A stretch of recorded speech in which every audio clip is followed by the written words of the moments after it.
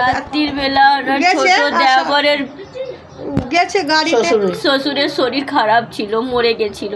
বডিটা আসছিল, বডি বলছে হাসপাতালে ও দু ভাই গেছে, রাত্রে এখানটা দিয়ে গেছে, কথা বলেছে। সকালবেলা ফোন করছি ওনাকে, ফোনটা তুলছে না। আমার শাশুড়ি এসে বলছে ওর বডি এসেছে, যাবি দেখতে? আমি বললাম না, আমি যাবো না, তুমি যাও। তুমি যাও। 5 মিনিট পরে এসে বলছে আমার দাদু মনোজ নেই। গেছে রাতের বেলা গেছে 11টার সময়, ছেলে দুটো আমার। হ্যাঁ, এই গেছে আর বডিটা নিয়ে আসছিল সকাল 7:30 বাজে। আর বডিটা আগে ছিল আর পিছনে এরা ছিল। আর ওর শ্বশুরের, শৈলেন্দর সাহ, ছোট ছেলের শ্বশুরকে।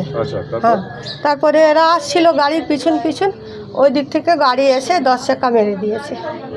হ্যাঁ হ্যাঁ, মরে গেছে, সঙ্গে সঙ্গে এ হয়ে গেছে।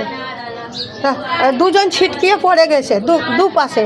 বড় ছেলে তো সঙ্গে সঙ্গে ডেথ হয়ে গেছে, আর ছোট ছেলে এই পাশে পড়েছিল, ওরও মানে লেগেও গেছে। বডি আনতে গেছিলো না, ছোটো ভাইয়ের শ্বশুরের বডি আনতে গেছিলো।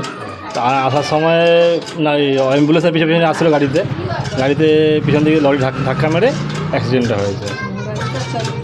মাথার উপর দিয়ে গাড়ি তুলে দিয়েছে। অমরনাথ এখন মোটামুটি ঠিক আছে, চোটচাট লেগেছে, কিন্তু এখন এইটা নিয়ে ছুটছে। এখন ওরা রাত্রির 11টার দিকে বেরিয়েছিল, আর সকালে বডি নিয়ে ওই 7টার দিকে আসছিল। ব্রিজের উপরে হয়েছে, টোল ট্যাক্স থেকে পেরিয়েছে, তারপর একটু আগে হয়েছে।